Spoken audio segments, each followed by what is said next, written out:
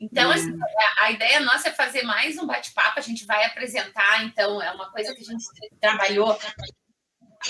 Eu trabalhei bastante, né, nesses últimos 15 anos com TICs na educação, talvez mais que 15 anos, começou lá, meu envolvimento começou lá com Escuna, que foi aquele grande projeto, até que depois foi o embrião do programa de pós-graduação em Educação e Ciências. Eu sou lá do início do Escuna. Quando eu voltei do doutorado, estava sendo montada, a professora Débora Laurino estava montando Escuna, junto com a Sheila Costa, e precisava de alguém que tivesse disposto a trabalhar com tecnologia na educação. A minha formação é muito hard, sou engenheira eletricista, meu doutorado foi em robótica para exploração espacial em Marte. Então, uma coisa completamente assim, longe, né, da educação. E eu não fiz no Brasil, aí eu volto para o Brasil sem um país como o nosso, onde uma pessoa tem conhecimento sobre exploração espacial em Marte, né? Que é uma coisa que, vou dizer, completamente fora do nosso contexto, mas eu acho que isso é uma característica do brasileiro, né? Ele dança conforme a música, e a música era outra, e eu tinha que aprender a dançar, porque foi colocado muita grana na minha formação.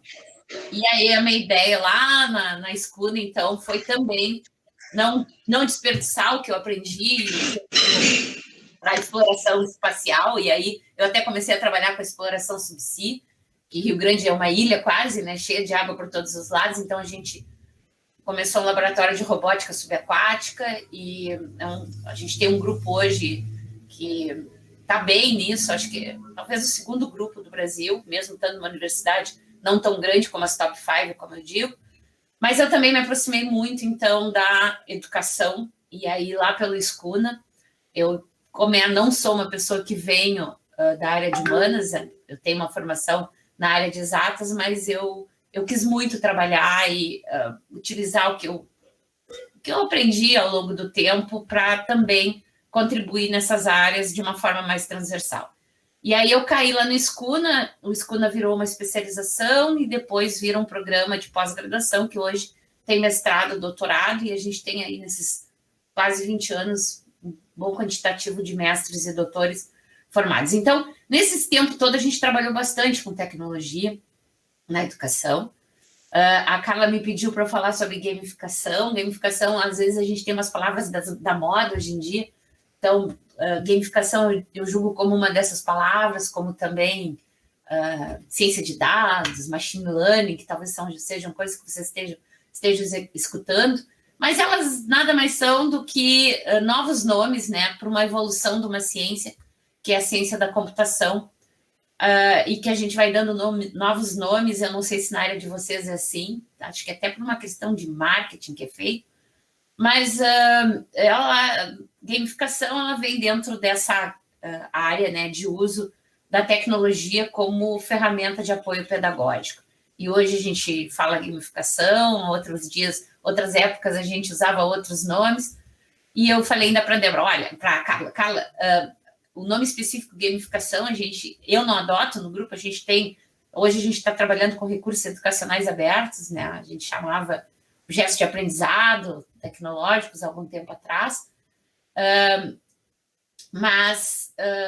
então, só para até dizer, talvez a expectativa de a gente usar o nome gamificação nessa apresentação, a gente não vai usar, a gente vai usar mais o nome REA, também é um nome como outros nomes, poderia ser Luluzinha ou Bolinha ou qualquer nome que a gente quisesse dar, mas eu quero mais mostrar para vocês, a gente vai comentar um pouco sobre o que está por trás disso, e conversar e apresentar no final.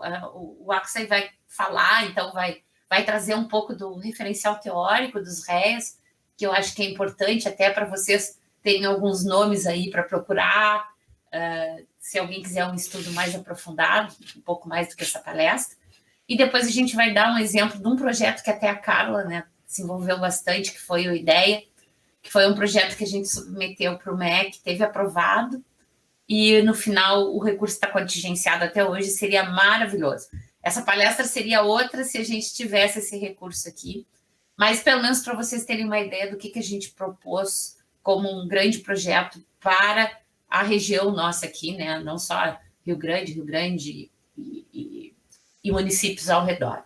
Então, Então, mais ou menos essa ideia, a gente começar com esse referencial teórico, a gente apresentar para vocês também alguns exemplos de repositórios, que eu acho que isso é muito legal. Tem muita coisa disponível hoje, possivelmente vocês já tenham visto, a gente vai trazer talvez coisas que não sejam tão novas, mas se para alguém for novo, a gente já está ganhando. E tem muita coisa disponível, aberta hoje para ser utilizada, então a gente traz alguns exemplos, tanto exemplos brasileiros, então já tem repositórios hoje brasileiros, né, Oxley? E também exemplos internacionais, e a gente finaliza então com a apresentação da nossa ideia. Eu vou passar para o Oxley, eu vou me metendo, tá? Ele vai apresentando, eu vou também entrando lá. E aí a gente vai e abre também, pessoal. A ideia é um papo aberto, que vocês também coloquem dúvidas e questionamentos, contribuições aí. Vocês têm uma contribuição super importante que vocês trazem da área de vocês, que pode enriquecer esse nosso bate-papo. Né, Axel? Pode abrir teu microfone e vamos falar. Em Silvia, eu separei até a apresentação em 2 blocos ali, né? Um bloco mais conceitual e de contexto, e depois deixei até um bloco mais voltado para a ideia, assim. Então ficou 2 momentos. Mas os integrantes aqui, os participantes, eles podem conversar assim, ó... o que eu fiz? Eu fiz uma síntese de conteúdo, tá? Mas existe muito mais coisas para a área das ciências, né? Eu estou pesquisando sobre a área de ciências, porque ele tem para todas as áreas, né? Mas eu tentei focar um pouquinho na área de ciências, né? Eu trouxe um pouquinho da área de ciências. Então, seria isso. Pode fazer as intervenções, é uma conversa. Isso é muito bom, porque eu estou pesquisando isso, né? Então tem muita coisa nova surgindo a todo instante, assim, deles, né? Então, atualiza muito rápido isso. Então pode fazer perguntas, o que não souber a gente pode procurar junto, né? Mas eu vou dar umas indicações depois, tá? Me lembre disso, que eu posso até compartilhar com vocês. Eu fiz um curso de REA da Universidade Federal de Mato Grosso do Sul, que é muito bom. Dá um certificado também, tem certificação, mas o curso, além da certificação, mas o curso é muito bom. Eu indico para vocês, o curso está aberto. Foi tão grande a demanda, eles abriram o curso de novo, então eu posso colocar o link para vocês lá e vocês podem se inscrever. Tem um canal no Telegram lá que eles fazem as inscrições, é muito bom o curso. Então, quem quiser se atualizar, eu compartilho o link para vocês. Recomendo, assim, o curso deles é bem organizado, bem top. Assim, eu já tinha participado de outros cursos de REA, mas o deles é bem interessante. Não sei se eu dou andamento aqui. Vai. Então, tá. Só para me apresentar, eu tinha feito a apresentação ali, só para ver de onde surgiu o Oxley, né? Então, depois a gente pode até conversar mais, porque eu fiz a minha defesa de dissertação de mestrado usando a gamificação no curso de Química. Então, eu fiz a pesquisa referente a isso, né? Como a Silvia falou, que não é o nosso foco hoje, mas só para colocar ciência. Depois, se a gente quiser compartilhar um outro dia de novo, né? Sobre a gamificação, eu tentei buscar algumas coisas dessa gamificação para tentar entender ela, né? Porque, como a Silvia disse, vai ganhando uma roupagem, né? Nova. Era jogos na antiguidade, passou para games lá pelo um tempo, né? Quando entrou o digital, e agora virou gamificação, né? Então é só para dizer assim, vai ganhando uma roupagem diferente, vai agregando mais coisas, aí tem que mudar o nome, porque às vezes fica complexo, né? Então é mais ou menos por aí o caminho. Tá? Então eu sou formado em desenho industrial pelo IFSU, né? E depois eu fiz a graduação em design digital na Universidade Federal de Pelotas e fiz o mestrado aqui na FURG, na Educação e Ciência. E então, para dar andamento, o que nós estamos trazendo sobre os REAs, né? Eu vou avançar então agora aqui. Porque a gente pensou em trazer primeiro o contexto, né, dos REAs. Né? Hoje, cada vez mais, ainda mais devido à pandemia, procurar recursos tem sido o papel do professor. Né? Então, o professor está fazendo uma outra atividade agora, que é esse processo de curadoria, né? Que é a busca, né, desses materiais que estão em repositórios e plataformas. Né? O que eu converso assim com vocês? A gente pensa assim, o que é um REA, né? Lá, como a Silvia falou, é objetos educacionais, mas agora ele tem um outro formato, ele é aberto. Né? Eu vou explicar isso depois com mais calma, por que ele mudou lá, né, dessa roupagem de objetos educacionais, lá como era antes, né? Na década de 90, 2000, eles tinham uma roupagem, depois passou 2000, ganhou outra, né, roupagem, virou recursos educacionais abertos. Mas é esse papel que o professor vai ter que desempenhar agora também de selecionar e classificar esses repositórios e esses objetos, fazer esse processo de curadoria, né? Então, eu tenho essa imagem do Pimentel e do Carvalho que eu acho bem legal, assim, então, fazer essa escolha, né, e distribuir esse material, né, organizar esse material para distribuir em aula, para compartilhar. Então, seria esse o processo em onde está o contexto atual dos REAs, né, onde os REAs se encaixam. Né? Bom, o que seria um REA? Né? REA é a abreviação de Recursos Educacionais Abertos, né, que do inglês Open Education Resource, né, e aí eles chamam muito de OER, né, essa é a abreviação deles. Mas ele tem um grande potencial, né, porque eles criaram diretrizes e mecanismos de como fazer esse material se tornar dinâmico e atualizável, né, então essa a potencialidade dos REAs. Né, então, aí a Unesco lançou algumas diretrizes, né, em 2015, ela fez algumas cartilhas bem interessantes sobre como utilizar os materiais e como criar esses materiais, né? Para que ele fique disponível na internet. Assim como a Silvia estava falando ali de movimentos, né? Porque antes nós tínhamos objetos educacionais, né? Eles ficavam dentro das instituições, né? Eles ficavam presos dentro das instituições, ficavam dentro dos repositórios armazenados nas instituições e não tinha acesso externo, né? O REA já é diferente, ele faz isso. Isso surgiu na década de 90 para 2000 com a disseminação do software livre, né? Aquele jovem lá, não esqueça sempre o nome dele, ele criou o Creative Commons, né? Então aí quando ele cria esse processo do Creative Commons de compartilhar e ter os direitos autorais, isso dinamizou de uma maneira tão grande que tu pode pegar os objetos, tanto privado como público, e compartilhar sem perder os teus direitos autorais, né? Então isso foi a dinâmica que levou para os recursos educacionais abertos. É isso que é legal, assim. Então, tu tem que nessas atribuições, eu vou explicar depois rapidinho também, assim, por cima, para a gente ter uma noção. Essas atribuições que foi criado lá do software livre, que foi da base da informática, eles utilizaram para a educação. Né? Eles viram o potencial disso e botaram na educação. Por isso que foi ganhando essa roupagem diferente, né, Silvia? Foi agregando mais informações e diretrizes e políticas em cima disso, né? Desses objetos. Então, isso que é legal. Então, o que seria o REA, né? Esse REA, então, é um material que tu pode utilizar ele e pode ser criado de forma colaborativa, né, entre os estudantes e professores, e ele vai para um repositório ou plataforma, né? E aí, por isso que eu não quis trabalhar repositório, né? Porque hoje em dia tem muita plataforma também, né? Repositório é algo mais fixo um pouco, mas as plataformas elas têm dinâmicas um pouquinho diferentes, né? Então, mas é a mesma coisa, só muda um pouquinho as descrições delas, né? Nós temos, eu não quis também seguir para a linha dos MOOCs, dos cursos massivos online, que eles são REAs também, né?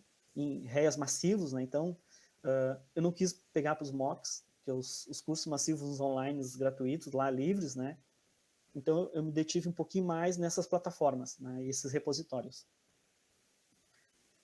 Então, aqui, ó, em 2011 foi a primeira cartilha que a Unesco elaborou. Né? Então, essa cartilha, uma outra coisa que eu não esqueci de falar, eu vou compartilhar depois dessa apresentação com vocês, né?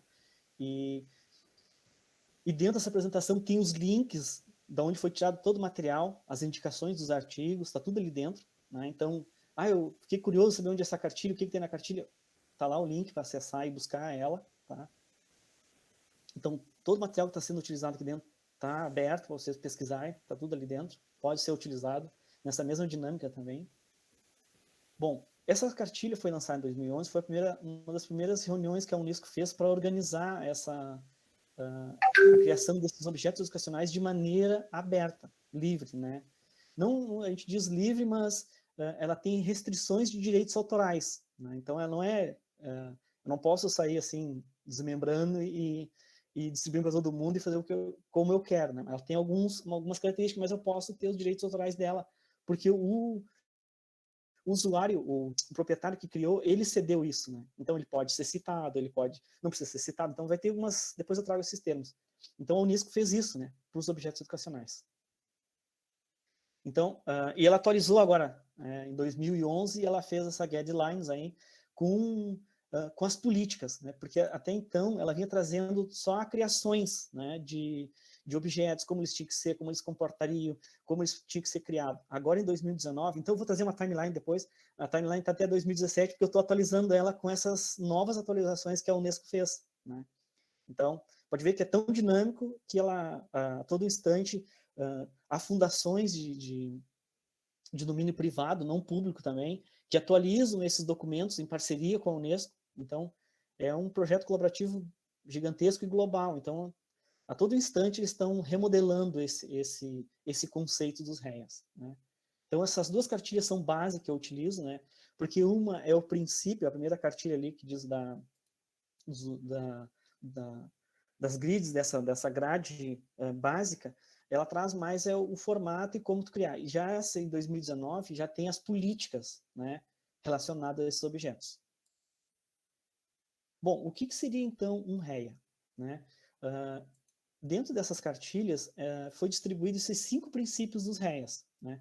Os REAs, então, esses recursos educacionais abertos, ele tem 5 princípios. Né? O primeiro é reutilizar, né?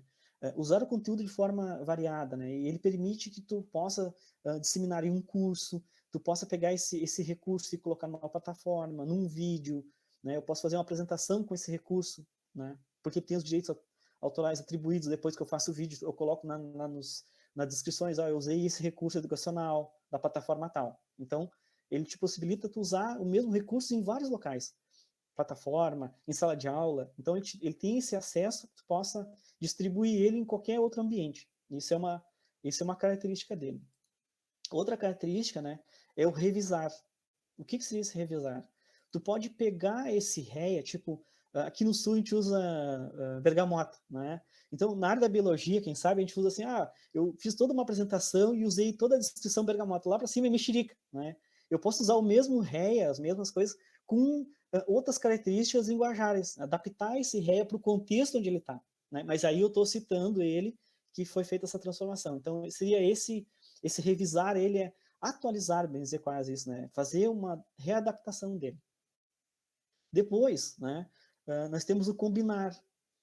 Às vezes, como fica muito complexo o conteúdo e tem 2 conteúdos que são muito próximos, eu posso combinar, né? Que nem eu fiz, eu usei a gamificação e a taxonomia de Bloom na dissertação.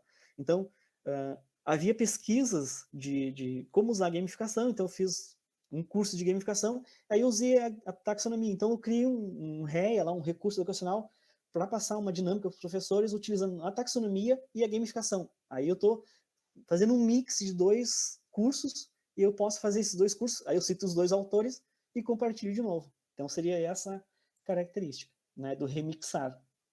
Combinar conteúdos, adaptar. Eu posso pegar um conteúdo antigo e dar uma remodelada nele, né?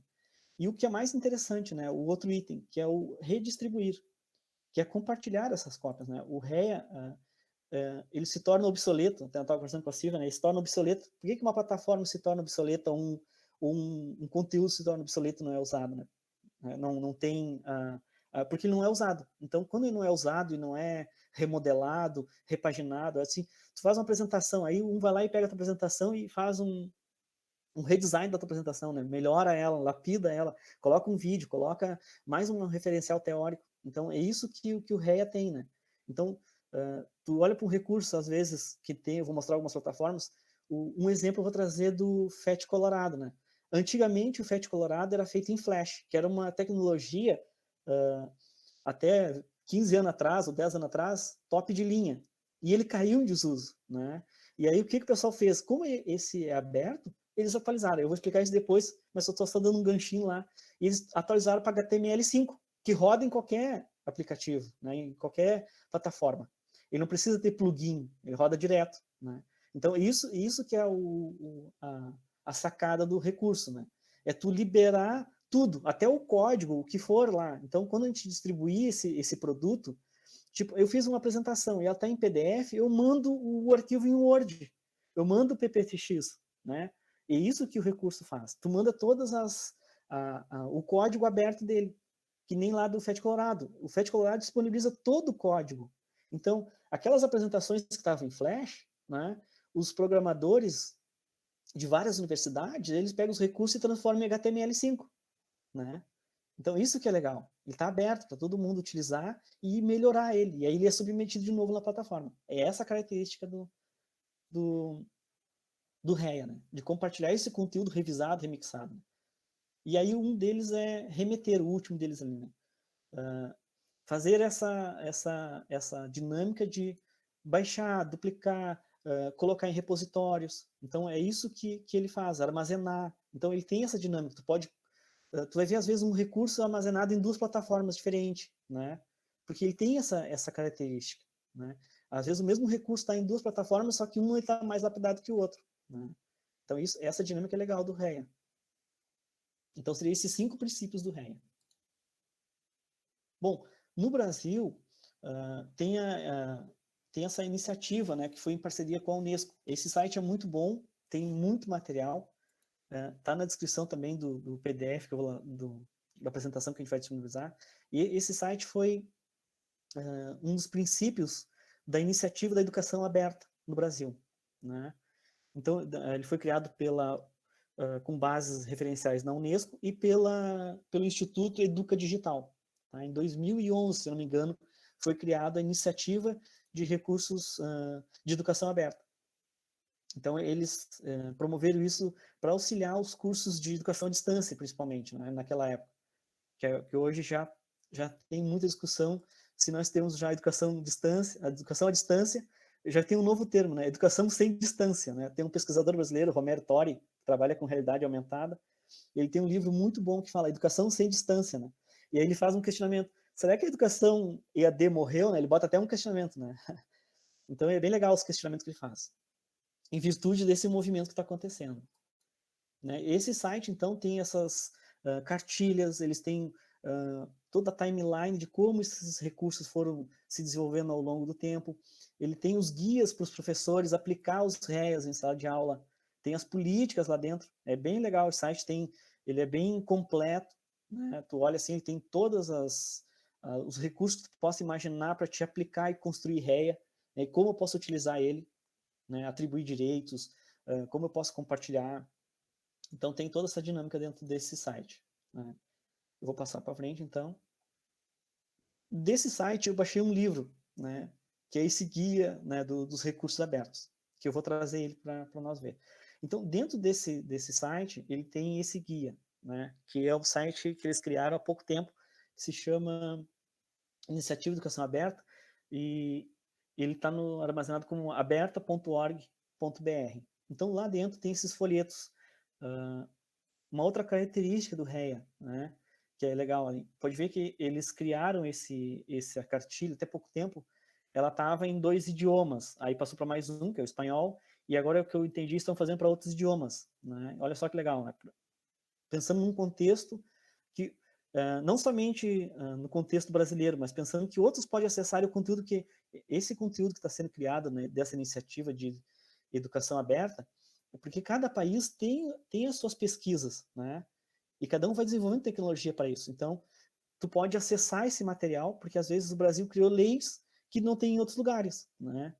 O Brasil criou, que nem você falando dos metadados, né? O Brasil criou padrões de metadados também, baseados em outros metadados, para classificar e ajudar a encontrar esses REAs. E aí, pesquisadores da área das ciências podem utilizar desses metadados dos objetos educacionais para atualizar o deles. Então, por isso essa preocupação de ter a utilização em outros idiomas também. E eles fizeram isso com essa cartilha. Né? Então, esse aqui é o site que está lá dentro daquele da iniciativa aberta, vocês podem acessarem ele lá. E eu vou trazer, então, eu baixei daqui esse livro, né? Que é esse aqui, ó. Como implementar uma política de educação aberta. Né?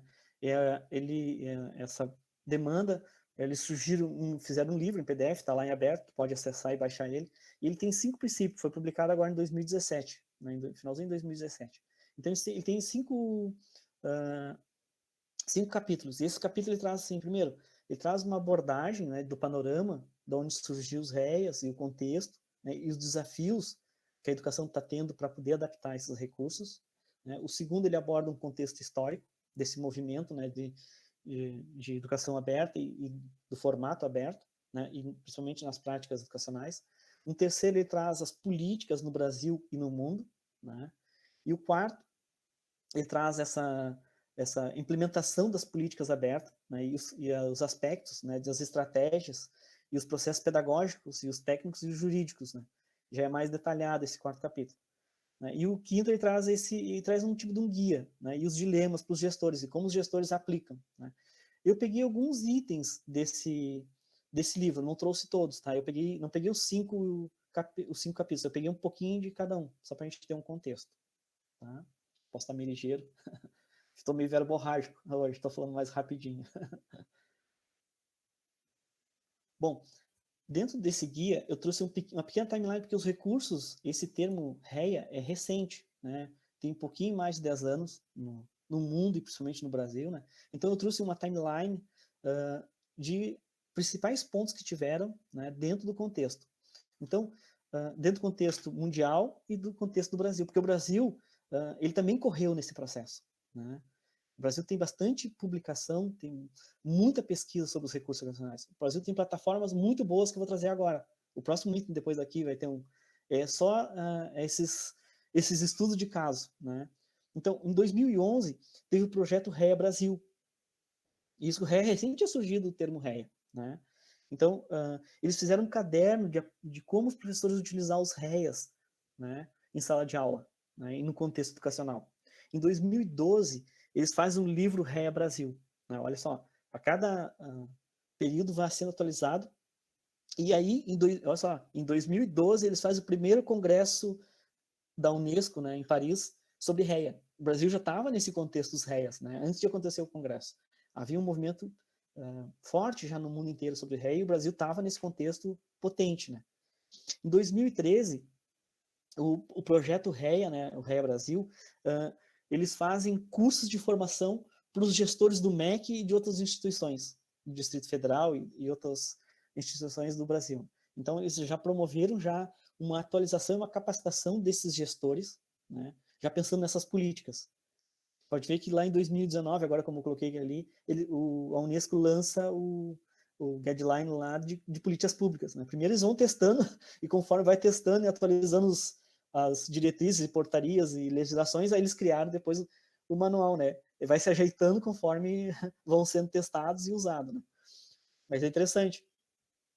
Né? Em 2014, eles lançam o Plano Nacional, isso sim é legal, dentro desse site da iniciativa aberta, tem esse plano, o Plano Nacional de como utilizar e quais as metas que o Brasil tem de utilizar esses REAs na educação. Tá? E eles lançam, em 2014, eles lançam uma carta compromisso para os governantes, governadores, deputados, né, e para a presidência, eles lançam essa carta de compromisso da utilização dos REAs dentro da educação brasileira. Então, tem uma carta compromisso afirmada lá. Né? E para as políticas públicas. Né? Então, tem uma carta de afirmação. E dentro de 2014, há uma iniciativa que o Brasil ajudou a fazer, eles criaram um site, né, que tu consegue procurar REAs no mundo inteiro e cadastrar REAs no mundo inteiro, que é vou avançar um pouquinho, acho que eu trouxe ele aqui depois, não, eles criaram esse site, mas eu trouxe ele, depois para frente, no outro slide vai ter ele. Eles criaram um site para te procurar, então eu vou colocar nessa descrição lá também, esse site, se vocês quiserem procurar material relacionado à educação, e principalmente educação e ciência, esse site fornece uma série de informações de todos os REAs. A última vez que eu tinha olhado estava em 2.700 REAs, né, repositórios e plataformas, no mundo inteiro. A gente pode fazer esse apanhadito, pode registrar, quando tem outros REAs, pode ser contribuidor desse mapa mundial de REAs. Tá? Em 2015, eles fazem o primeiro seminário internacional para discutir essas políticas. Né? E aí, o Brasil faz a primeira formação de gestores dentro da UAB CAPES, em 2015. Né? Já focando para o ensino superior, já focando em outras áreas, né? Porque ele estava sendo focado para áreas do ensino fundamental, médio, estava utilizando para esse recurso, mas estão usando para todos os níveis agora. Né? E aí, a América Latina faz, em 2015, um estudo sobre os repositórios. Né? Então, a América Latina faz esses estudos de todos os repositórios que tem dentro do nosso continente. E eles divulgam os dados desses repositórios. Né? O que está sendo criado, para que áreas estão sendo criadas, qual o volume de objetos, né? Para que a quantidade de acesso que eles estão tendo. Eu vou trazer isso depois, que é uma coisa bem legal, porque a Silvia estava me acompanhando, nós estamos estudando um pouquinho do FET. Silvia, o negócio foi assim, ó, foi milhões de acessos do FET em pouquíssimo tempo, com a pandemia. Assim. Então, olha, é um troço absurdo a quantidade de acesso que eles têm, né? Qual a demanda desses objetos durante a pandemia que teve os professores e a educação, né? Então, em 2016, faz essa inovação. Então, eles criam projetos de inovação, né, da educação aberta. Então, já levando para uma outra característica da inovação, já passaram da política pública para a inovação, né? E aí eles criam, em 2016, eles criam os cursos de REA, em 2016. É bem recente tudo isso. Então, em 2016, eles criam os primeiros cursos de REA, né? Em 2017, aí sim acontece o segundo congresso mundial que a Unesco organiza. Ela organiza outra cartilha, né? Então, só para a gente ter assim, e dentro dessa cartilha tem as políticas públicas já definida, tá? E agora em 2019 eles atualizaram essas políticas públicas. Então, seria esse o contexto até agora dessa timeline dos REAs, tá? Desses recursos e como eles estão se movimentando. E o Brasil, em 2016, lança a portaria, né, dentro do Ministério da Educação, que fica estabelecido critérios e procedimentos, né, que eles criam esses diretrizes, né, de como fazer a recepção desses objetos, avaliação e distribuição dos recursos digitais abertos, né, de forma gratuita, voltado para a educação básica, em programas de plataforma do Ministério da Educação, do MEC, né. E aí, a partir disso, o Brasil lança a plataforma MacRed. Não sei se vocês já ouviram falar da plataforma MacRed, né? Tinha uma antes que era Revide, se eu não me engano, Revide, uma coisa assim, né? Rived, isso, Rived. Não sei se vocês já ouviram falar do Rived, utilizaram o Rived. Ele se tornou um pouco obsoleto porque ele usava Flash, né? E aí ele acabou morrendo, mas aí ele ressurgiu novamente com essa nova característica agora do MacRed.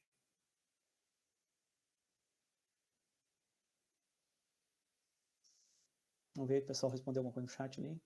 Ó, tá. Então, recomendo assim, se vocês olharem o MacRed, né, é muito bom, eles têm uma tecnologia, eles fizeram parceria com o MIT para trazer toda a parte de sistemas de recomendação, toda a forma do mecanismo de acesso, né? Saudades do Flash. Eu tinha também, porque eu fazia muita animação em Flash. Né? É esse mesmo, né? Plataforma integrada. Alguém colocou o link ali? Quem foi?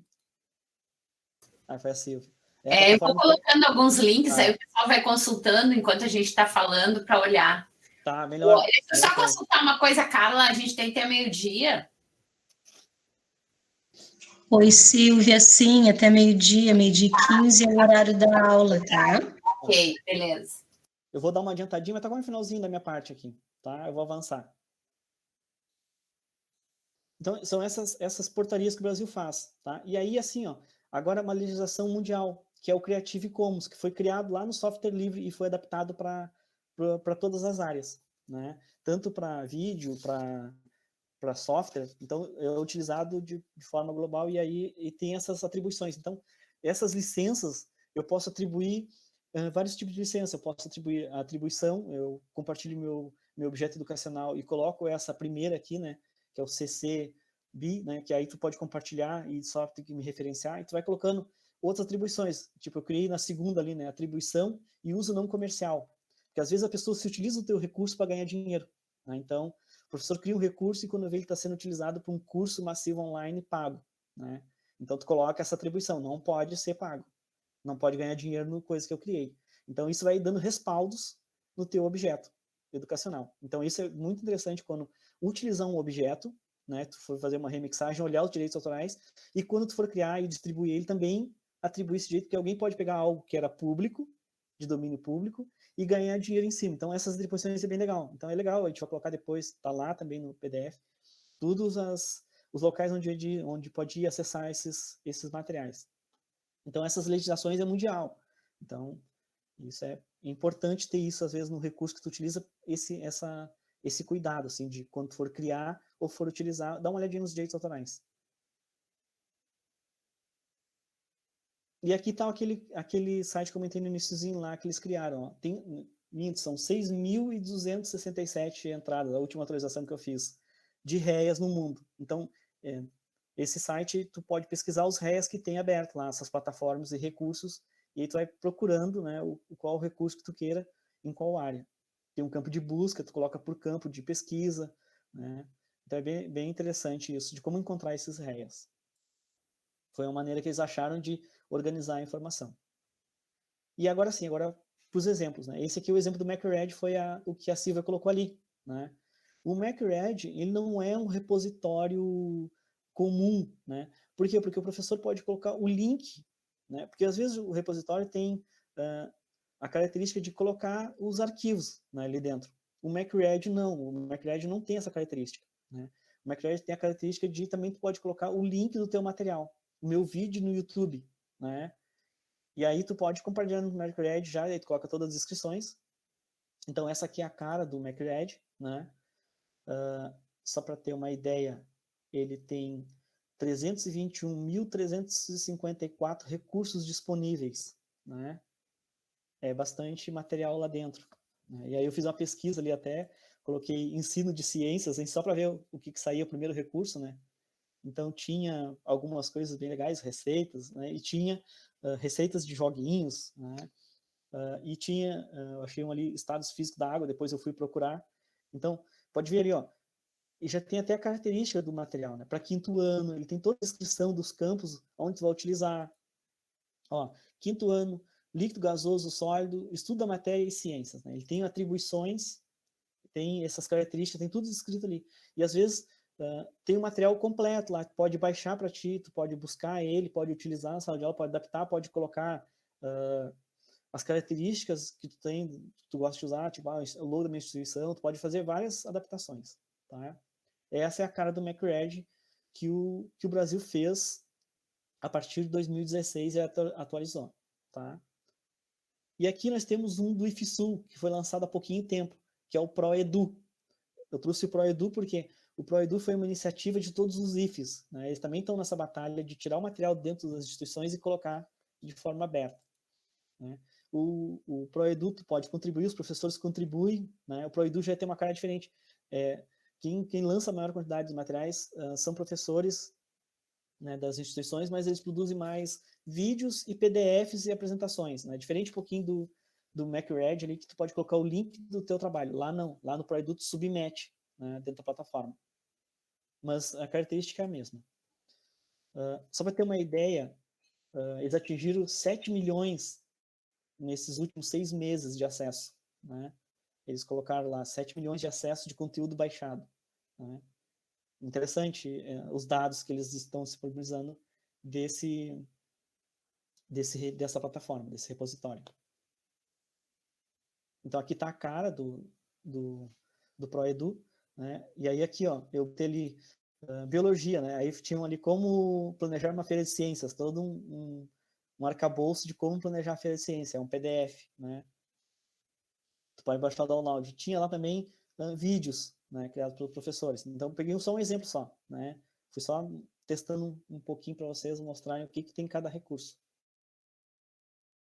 E esse aqui, sim, esse aqui eu acho interessante, que eu pesquisei um pouco mais sobre ele, que é o FET Colorado. Alguns já devem ter usado ele, né? Ele tem bastante coisa de simulações, né?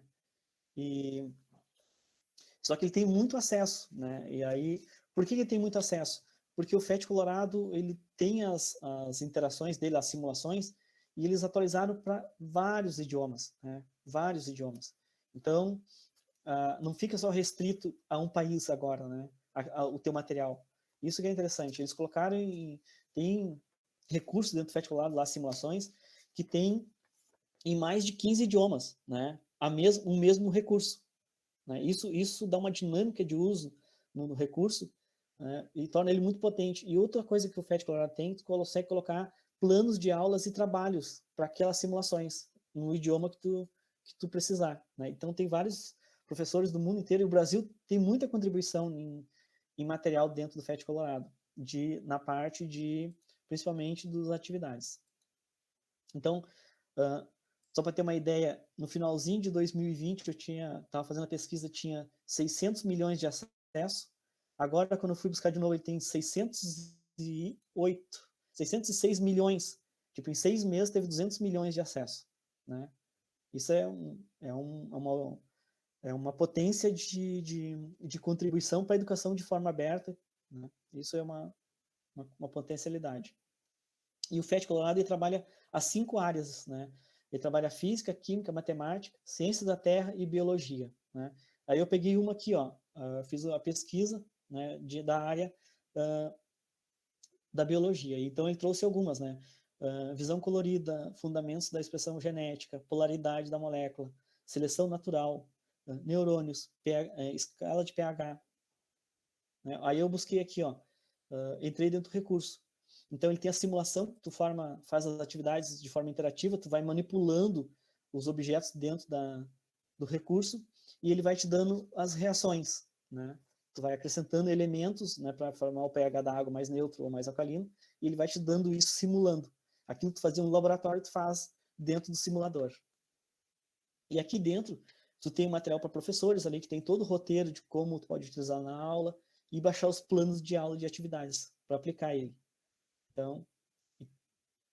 Então seria isso. E aí, ela pode ver, ó, tem os créditos ali, as atribuições, tem os requisitos de software, o software livre, né? E também tem a parte de traduções, né? Porque tu pode pegar aquele recurso e traduzir para outros idiomas. E era isso. Oxley, eu vou pegar aqui a apresentação só um pouquinho, depois eu volto para cá, tá? Eu vou mostrar para vocês, até em loco, eu botei o link ali do FET, acho que vale a pena até a gente abrir rapidinho. Eu vou ter que, acho que te pedir, eu pedi aqui coisa para te pegar o direito de apresentação aqui, deixa eu ver qual deles é. Acho que é essa janela aqui, vê se é essa. Vocês estão enxergando, pessoal? Está carregando. Sim, está carregando. Então, aqui, vamos pegar on the fly, né, como a gente chama, online, o troço, que eu acho que dá bem a ideia do que é um repositório desse. Então, esse é o FET Colorado, mas vocês viram que esse aqui é uma iniciativa internacional. Mas o Oxley traz ali que o MEC hoje, né, tem iniciativa que está muito legal também, o site do MEC, que também hoje ele já é uma proposta até para a América Latina. Mas o FET Colorado é uma proposta internacional, a gente pode ver aqui a página inicial, vocês podem carregar esse último que eu botei ali, o link. Então, é para ciências e matemática, basicamente, o foco. Então, a grande ideia é essa. Seja um game, seja uma simulaçãozinha, seja um videozinho, seja uma história em quadrinhos, independente do tipo de material, esse material sendo digital, a ideia é que tu tenha aqueles R's todos, né? Porque antes eu tinha ele dentro da minha máquina, eu perdia a HD, eu perdia tudo, era a minha visão, a minha imagem, era a minha ideia, tanto de conceptor como depois o professor que utilizava. E aí agora a ideia é que isso seja aberto, né? Primeiro, ele esteja em vários lugares, ele também seja atualizado por essas diferentes culturas e seja apropriado de forma individual por quem for utilizar, e também existe um compartilhamento, ou seja, a maneira como eu usei, eu publico isso e pode fazer com que outros mudem a maneira de utilizar. Então, é bem nessa perspectiva, então, de aberto, né? De que aquele recurso ele seja aberto e é um recurso digital. E aí eu falo para vocês, pode ser jogo, pode ser diferentes tipos de recurso. Então, esse FET, ele tem hoje mais de 800 milhões de simulação dentro da plataforma. Então, no momento que tu tens aí hoje, tu te torna um curador, tu tens essa... conhecer alguma coisa de... Tem que conhecer? Não, eu vou mostrar. Inclusive, o objetivo agora é mostrar para vocês o que eu preciso como usuário. Claro, se eu quiser fazer o mega jogo, tudo bem, mas se eu quiser usar o mega jogo de alguém, vocês vão ver que não precisa de nada de programação. E esses lugares, eles se tornam hoje locos de busca mais orientada. Ou seja, se eu quero, por exemplo, trabalhar com eletricidade, cargas elétricas, e eu botar cargas elétricas, eletricidade no Google, vai aparecer muita coisa. Quando eu entro já dentro desses repositórios, eu tenho já essa muita coisa organizada, essa muita coisa referendada pela comunidade, essa muita coisa destrinchada e com dicas de professores que as utilizaram. Então, num tempo como esse, eu acho que o Oxley trouxe muito bem esse primeiro slide, que o professor se torna muito curador nesse momento. Esse tipo de repositório, eu estou usando a palavra repositório, né? Ela já está meio que ultrapassada, mas esse tipo de ambiente, ele já facilita muito esse nosso trabalho de curadoria. Eu vou descer, e exato, concordo, Sônia, é isso mesmo, a gente precisa muito. Então, a gente tem assim, ó, é como se fosse uma curadoria que nos dá um acalanto de que aquilo ele é algo interessante, aquilo já foi usado, e, além disso, já mostra como foi utilizado. Então, 800 milhões de estimação dentro do FET, aqui estão as grandes áreas, vocês estão acompanhando aqui, quando eu mexo, vocês enxergam? Então, física, química, matemática, ciências da terra e biologia, e se eu clicar em cima de cada um deles, eu vou para a descrição dos objetos em cada um. E o que mais que eu posso falar disso? Ele tem 95 idiomas, então é uma coisa realmente que está sendo utilizada no mundo inteiro, o que nos traz também é o contraponto que eu sempre digo que é importante. Eu acho que a gente tem que estar sempre de olho no que o mundo está fazendo, com a nossa apropriação, o nosso aculturamento. Então, é muito legal, por quê? Porque tu tens também esse feedback de que esse material que tu está usando está sendo utilizado nos Estados Unidos, está sendo utilizado na Nigéria, está sendo utilizado no país asiático, ou seja, eu tenho essa globalização, onde a palavra globalização ela é positiva nesse momento, ou seja, o mundo está utilizando isso, eu tenho 95 idiomas que foram traduzidos, e eu trago isso para o meu contexto, né, para o meu dia a dia como docente. Então, aqui são alguns números, em torno de 3.000 aulas enviadas por docentes. Então, são os próprios docentes que enviam as aulas e os comentários e as dicas e material de apoio que possa ser compartilhado. Aqui são os grandes patrocinadores, então tem grana, porque esse tipo de coisa, até alguém perguntou se está numa nuvem, né, ou se é centralizado. Cada REA tem uma política de implantação diferente. E isso tem REAs que vão estar numa única nuvem, tem REAs que vão estar em nuvens espalhadas por diferentes instituições no mundo todo. Fala, Odson. É o caso do MacRead. O MacRead, o FET, ele tem tudo armazenado dentro deles, dentro do servidor deles. Mas que possivelmente, eu não sei como é que é o FET, mas possivelmente esse servidor único ele está fisicamente distribuído em vários servidores em instituições diferentes. Mas a plataforma está num lugar só, com os recursos linkados naquela ali. Diferente do MacRead, que vê uns links externos, né? Isso é uma coisa bem... Isso. E, Kleber, esse conceito do aberto, ele é muito interessante. Quando a gente pergunta a revisão de material, é o mesmo conceito das redes sociais, onde a própria rede regula e a própria rede revisa o material. Então, no momento que tu tem 95 idiomas e o troço está distribuindo pelo mundo inteiro, tu tens aí a própria comunidade sendo o auditor do objeto, entendeu? Então, a ideia, tu tens aí, dependendo da política do REA, tu tens determinados requisitos, né, para poder subir com material novo, mas depois e aí tu tens que atender, e ele tem um determinado nível de qualidade, e isso é muito bom, né, porque tu já tem na saída um crivo de qualidade, mas depois a ideia é que a própria comunidade, através do uso e do like, ela vai dizer que é bom, é ruim, ela vai comentar, tu tens aí a avaliação pelos pares, a revisão do material pelos pares. E o material vai mudando ao longo do tempo. Isso também é outra coisa muito legal. Tem um objeto que vai se adaptando com o tempo. Respondendo o Kleber rapidinho, ele perguntou das revisões. Além de ter as revisões pelos professores e pelos pares, a comunidade achou impróprio aquele conteúdo ou tem alguma coisa que está fora dos direitos, ele pode denunciar para a comunidade e a comunidade retira aquilo ali. Então as plataformas têm até isso, né? Opa, isso aqui está com conteúdo impróprio, achei um plágio, achei uma coisa... Ele denuncia e a plataforma já também retira, entendeu? Então, há muitos olhares, além dos revisores da chancela institucional dali, tu tens a revisão do público externo, né? Eu vou entrar aqui para vocês verem, então, o que eu preciso saber para usar? Eu vou usar ele agora nesse momento. Então, eu entrei em física, né? Aí aqui eu tenho um filtro que eu posso dizer quais as áreas e posso ir filtrando e descendo cada vez mais preciso o que eu quero, o que eu estou buscando. E eu tenho os objetos aqui disponibilizados. Eles têm essa carinha de disponibilização. Então, por exemplo, vou pegar aqui aleatoriamente, sei lá, balões e eletricidade, tá? É um tema dentro da física. Eu clico nele, eu sou usuário, sou o professor que está usando pela primeira vez até. O Axel ele manipula muito melhor do que eu isso aqui. Mas então, o que eu tenho, né? Eu tenho recurso, nesse caso, o meu recurso principal é um videozinho, né? Que trabalha o assunto é balões e eletricidade estática, então questão de carga elétrica. Eu tenho aqui um material sobre, então, o que é uma descrição e os objetivos desse objeto de aprendizagem. Eu tenho um material para professores, então eu tenho esse vídeo, aquele vídeo que vocês viram inicial ali, que é a simulação, a gente não viu ainda, ele é para ser usado em sala de aula.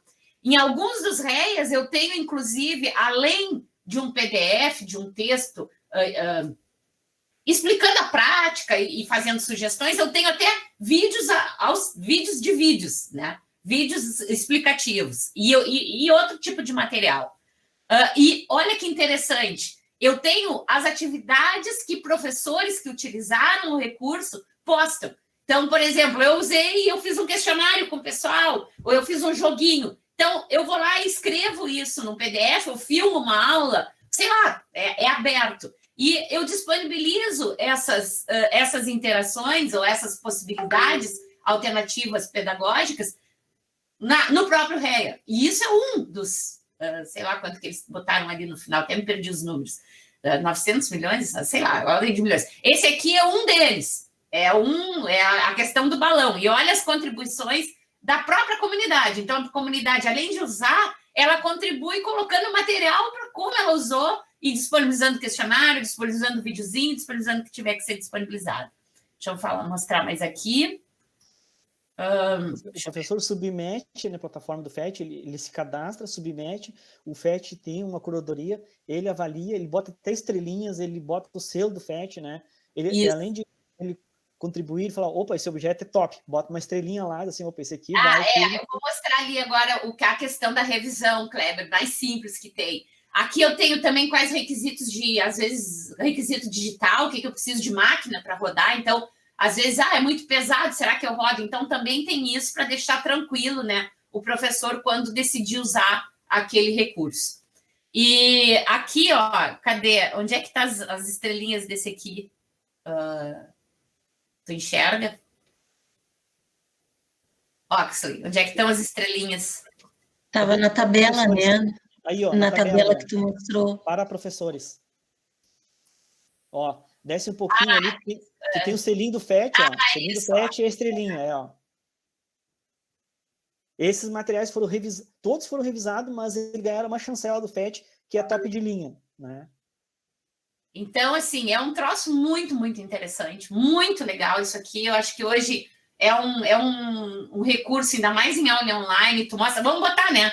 Vamos pegar esse aqui. Eu peguei o azar, eu não sei se esse aqui é muito bom. Esse é muito bom. Esse é muito bom. Eu já até usei na química, né?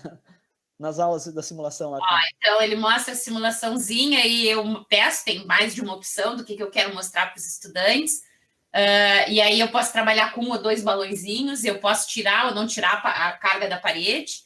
E aí eu brinco, né? Brinco de aproximar aqui, e o estudante também pode brincar, aproximo da roupinha aqui, do casaquinho, e aí eu vejo a edição aqui das cargas nessa simulação. Aí posso iniciar, tiro a carga da parede.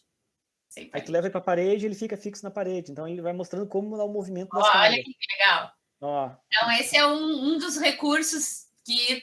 Isso é um game também, entendeu? Então por isso que quando vocês pediram para falar gamificação, a gente resolveu subir um nível, né? E trazer de uma maneira mais genérica, onde vocês vão encontrar jogos também. Com jogos aí dentro. Não é jogo. Já tive tese de doutorado só em cima do jogo, não é jogo. Eu acho que a gente já perdeu, não estamos mais nessa época de dar nomezinho de game ou não game. A gente já andou. A gente está em recurso aberto. É isso que eu quero trazer para vocês. Meio-dia já, né? Estourou. Acho que é o suficiente para quem se interessou, despertou. Estão os links aí. é utilizar os links. Silvia, eu quero subir com... Eu tenho um que eu fiz. Ali tem, inclusive, o caminho. Vocês viram ali, acho que está ali... como que tu pode subir com REA nesse repositório. Nos outros vai ter outro caminho. Tá? Mas eu acho que deu para ter uma ideia a princípio. Pode botar a ideia só para nós mostrar, já é meio-dia mesmo. Pode sair daí. Eu acho que se tu pega aí, Oxley, tu... Mas o pontapé está dado, né, pessoal? Acho que todos já ouviram falar, muitos já devem ter trabalhado. É um termo, a gente está trazendo um termo novo, que é o que o pessoal hoje está utilizando, standard. Carla, está ruim teu áudio. E nos tempos de pandemia, e para mim a pandemia terminando, a gente entrou em novos tempos, que era uma coisa que a gente previa, que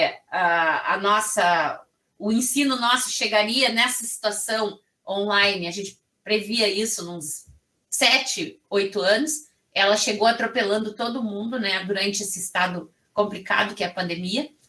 E isso para dizer para vocês que mesmo vacinando, e tomara que isso termine de uma vez, eu acho que a gente mudou. Hoje a gente não vai ser mais como era antes, a prática nossa como professores. E isso aqui está muito, muito alinhado com esse novo momento da educação no Brasil e no mundo. Então, a ideia foi uma proposta da FURG, totalmente interunidade, interdisciplinar, que a proposta era trabalhar numa realidade FURG, uma realidade escolas da região, que pudesse usar esses conceitos de ideia. Eu vou passar muito rápido, passa para mim, Oxley, rapidinho, e foi aprovado, foi um edital brasileiro, tinham programas, né, que eram até, sei lá, coisas que tinham que ter 3 estados, nós não submetemos nesse edital, nós submetemos no que tinha que ter, acho que no mínimo 3 cidades, alguma coisa assim, mas foi aí Unipampa, IFRS, FURG, a Carla puxou esse projeto, e pode tocar, eu vou passar muito rápido, só para vocês terem ideia que isso aqui são os que a gente tem aí, então, um REA, que é um campo de pesquisa, e mais do que isso, é hoje uma praxis para os professores do mundo todo. E a gente quis trazer esse conhecimento para desenvolver alguma coisa que realmente a gente conseguisse ir um pouco além do REA, né? E aí, CMC, então, se trabalhou muito dentro do programa de pós-graduação em Educação em Ciências, muito dentro do CMC, que tem toda essa experiência da Educação em Ciências. Pode tocar, Oxley, rapidinho. Com o que a gente faz de tecnologia lá dentro do C3, do Nautec, que é o grupo que eu trabalhava, hoje eu estou no iTech, né, que é o Centro de Ciência de Dados e Robótica, então foi juntar esses dois mundos, né, que vivem muito bem obrigados nos seus mundos. Vamos lá, toca. Eu quero mostrar especificamente qual era a proposta nossa. Tá, aqui era para mostrar lá em Brasília de onde a gente era, qual era a região. Toca, bora, vai embora. Pode tocar. Então, novas estratégias para promover o ensino de ciências, esse é o objetivo. O foco, objetos de aprendizado e formação continuada. Então, a ideia, o que a gente queria trazer, a ideia do IDEA, vamos lá, próximo, é trabalhar com tecnologia simples. Para nós, menos é mais. Eu não quero um mega computador, na época não tinha pandemia, a gente não tinha aula online, a gente tinha, no máximo, um professor com um celular, e um celular que é simplesinho. E a gente tinha que ter uma TV na sala de aula. Então, é como tu fazer isso aqui com um celular, com o professor, se os alunos tiverem um bom, a gente vai ter alguns recursos que vão poder ser melhor explorados, mas, a princípio, é um celular com o professor, que a grande maioria tem o celular, e uma TV em sala de aula. E, com isso, então, tecnologia é menos, ciência de dados é mais. Por que ciência de dados? Como o professor alimenta esse celular e a gente tem os objetos e a sua manipulação, a gente identifica padrões de uso desses objetos e a gente ajuda o professor a melhor recomendar o que é melhor para o seu estudante em função, como essa curadoria através de ciência de dados. O que tu pode melhor apresentar e como tu pode melhor apresentar, dado que outros, numa escala nacional, já usaram esse objeto. Então, basicamente, foi essa a ideia, e aí vem os módulos, e a gente ia desenvolver, e a ideia é que o professor não precisasse perder tempo para aprender a usar, ele ia ter, de uma maneira muito intuitiva, com uma cara de Instagram, os objetos de aprendizado e o uso. Então, eu não gosto desse FET aqui da interface dele. Eu preferia ser um Instagram, que eu passasse esse carinha e olhasse os comentários das pessoas que nem o Instagram, porque quase todo mundo usa Instagram, usa Facebook, usa TikTok.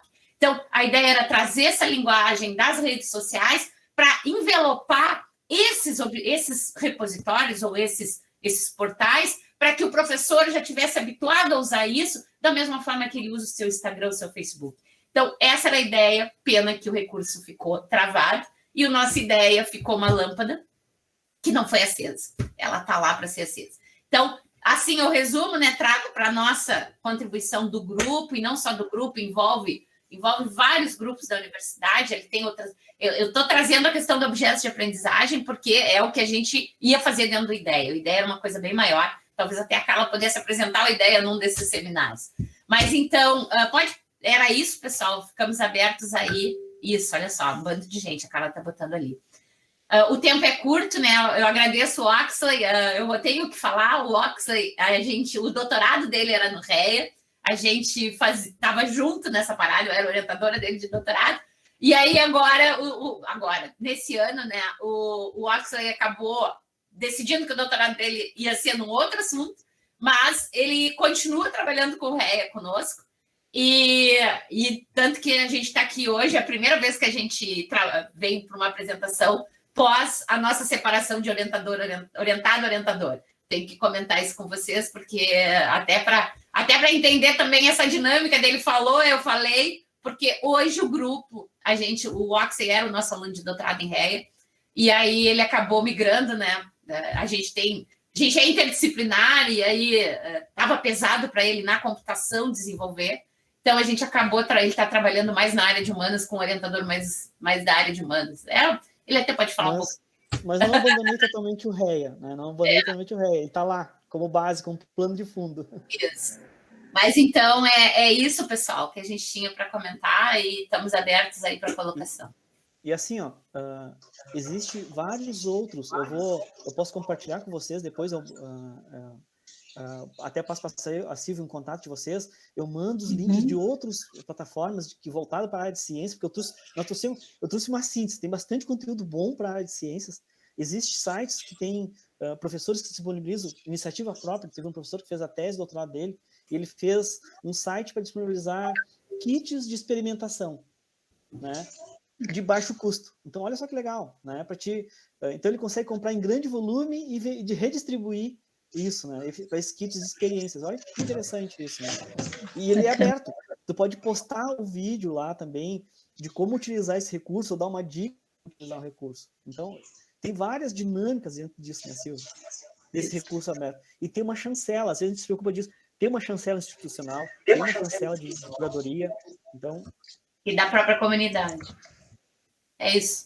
Que nem o FET mesmo, que nem o FET ali. Se vocês quiserem utilizar o FET dentro da plataforma do Moodle, ele tem a parte do Embedded, que ele diz ali, tu puxa todo o código e larga dentro da plataforma, e ele bota a simulação dentro do teu recurso lá, dentro da tua atividade. Tu não precisa ir para o FET, tu não precisa pular para o FET.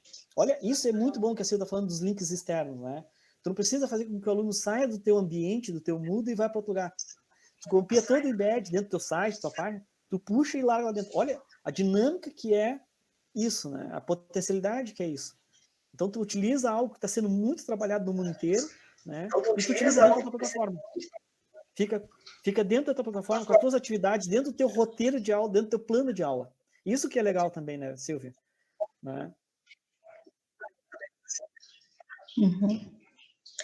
Muito legal, né? A gente agradece bastante para vocês. Eu acho que o REA, a forma com que vocês colocaram o REA para nós é uma novidade para a maioria dos professores. Então, assim, trazer o C3 e toda essa para dentro da disciplina de ciências biológicas foi realmente, acho que, um grande ganho para nós, e poder começar a abrir essa porta e estreitar essas visões e essas relações, né, que é o que a disciplina de seminários pretende, que a gente deixe de lado o processo de fragmentação que nós, no ensino superior, fazemos, né? Então, a gente, aos poucos, começa a tentar conectar não só as disciplinas das ciências biológicas, mas também trazer outras visões e outros olhares, e quanto vocês colaboraram com a gente, assim, trazendo alguns sites e algumas dicas e coisas que certamente os estudantes vão poder trabalhar, e focado na educação, ou seja, voltado para o professor. Quanta coisa legal vocês trouxeram aí, o trabalho colaborativo, né? Um outro conceito de network, que não é uma network exclusivamente competitiva, ao contrário, ela é colaborativa, né? É cooperativa.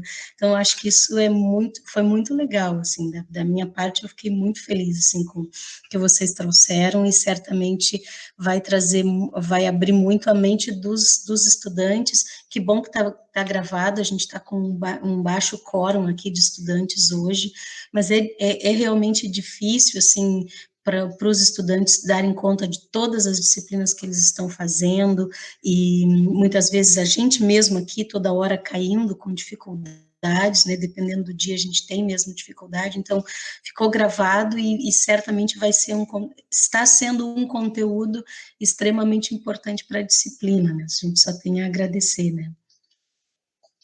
E o IDEA ainda está na ideia, né, Silvia? A gente espera aí que nesse momento ele está dentro de uma ideia política, né, os coordenadores tentando fazer movimentos políticos, né, com as bancadas, mas hoje surge aí a notícia, né, que o nosso ministro da Ciência e Tecnologia ganhou 35 milhões para investir nas lives dele, enquanto a gente não coloca um grande programa como ideia em movimento por conta de desarticulação política interna mesmo, né, de MEC com CAPES e com o governo, enfim, né, então é uma pena, porque a gente percebe a potência que seria, né, todas essas cabeças construindo esses objetos de aprendizagem e colocando lá na sala de aula, para de fato resolver o problema que vem lá do início.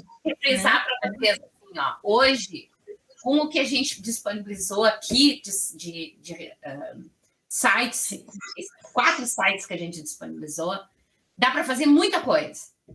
Dá para transformar uma aula de ciências. É claro que cada um vai fazer do seu jeito, e talvez essa seja a arte da coisa, né? Mas hoje é uma questão da gente divulgar, assim, que existe, que dá para usar, mostrar. Vocês viram ali, eu comecei, é muito simples usar, foi só, eu dei só cliques, e eu trouxe a simulação, e o Axel ainda comentou, né?